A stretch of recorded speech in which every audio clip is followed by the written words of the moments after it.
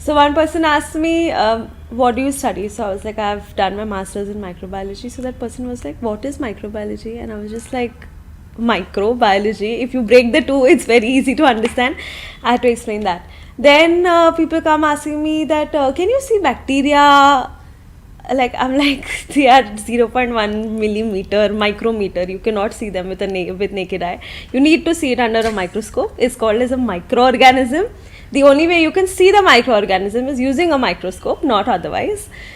Then they say that the other question that I've received is, why do they say you should cover your mouth while coughing or sneezing? So I was like, firstly, that's a basic etiquette that you should have. Secondly, I'm not exaggerating, but with every sneeze, a person who doesn't have common cold, every sneeze generates 1,000 bacteria minimum. Now imagine that if you don't cover your mouth and you just sneeze in the open, and if you and me are standing across each other, so 1,000 bacteria are emitted.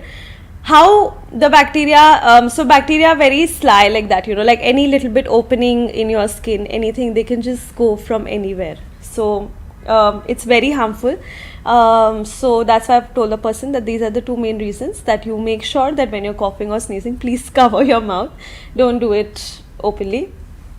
The other question I've come across very weird questions, to be honest. When the pandemic started, people started telling me, you've done your microbiology, why don't you find a cure to the virus?